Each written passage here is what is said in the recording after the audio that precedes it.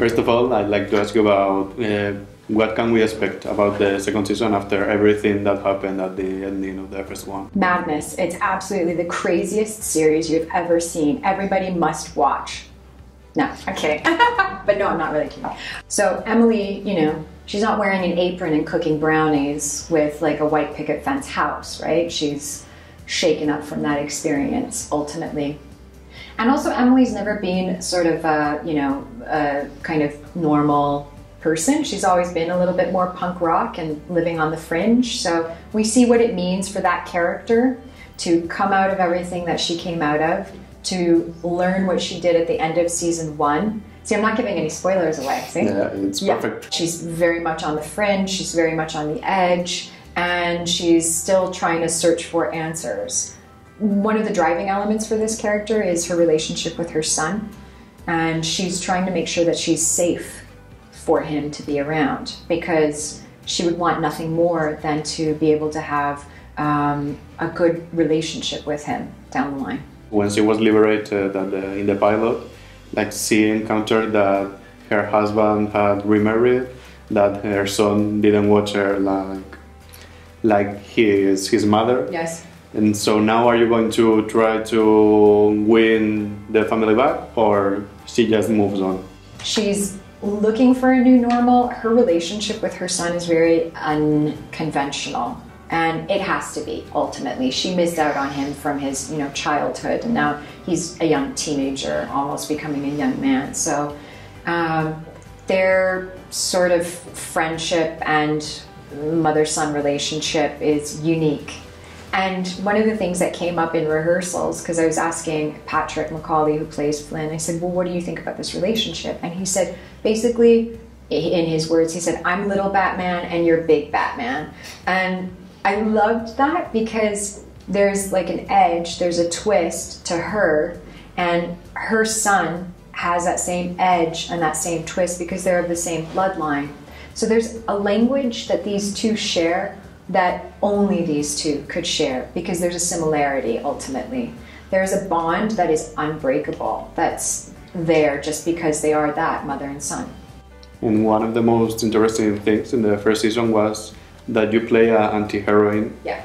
So will that be the same in the second season, or you turn to a real heroine?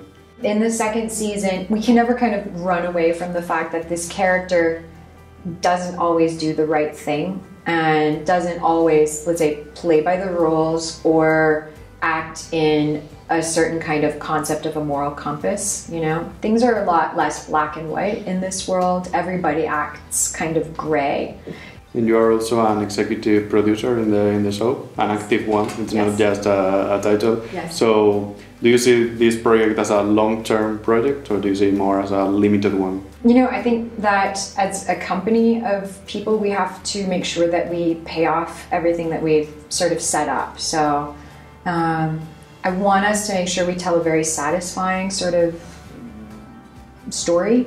And I never want us as a company to overstay our welcome. I think sometimes stories stay a little longer than they should because of financial benefits.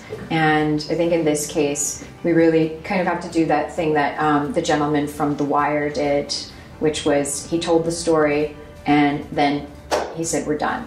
And which conflicts would you like to explore in potential future seasons of the show? Right now we're in dialogue on what a potential season 3 would look like. You know, there's a group of writers that are taking a look at how season 2 is carried through. We've introduced a lot of new characters in season 2, not a lot, but a number of them. And some of what they add to the story, I think, is just really wonderful grist for the mill. So I think that there's a lot to branch off from. And I think also just our core cast has done such a beautiful job of paying off their individual arcs this season that when people are done with season 2, they'll be needing a few questions answered ultimately. And with Absentia, you have experienced like the other side of TV that you experience in open TV. Mm-hmm. Now you can see what's streaming, what's paid TV in depth, being the lead and the executive producer. So what do you think is the key to a show's success, in your opinion?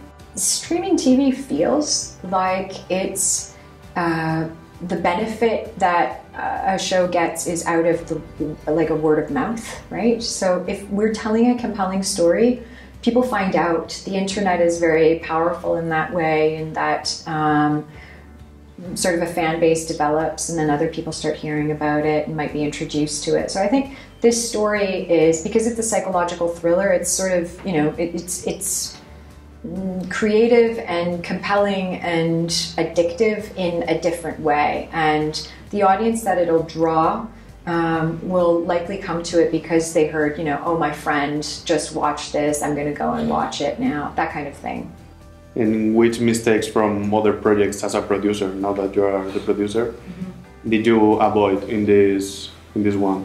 It was less about, let's say, oh, I learned some mistakes in other projects. I think what it was I very subconsciously learned a lot about how to tell a good story. So I was able to be hopefully a helpful add to the group of producers in the editing process, as well as in some of the development process, where it's a matter of making sure that all of our characters have a three-dimensional reality, making sure that there's an interesting arc for our core cast, making sure that the experience on set is fun and creative, and that everyone's voice matters, and that we're of service to the story above and beyond everything else.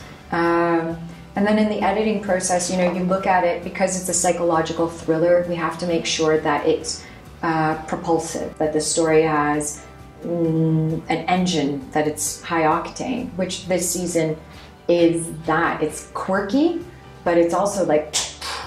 And there's a lot of action in Absentia, like you are saying, there's a mix of genres there, like thriller, action. Yeah. It's not that just going to the set and saying a few lines and that's it. You have to really push your body. Yeah. So how was the experience of doing such a demanding second season after what you experienced in the first one?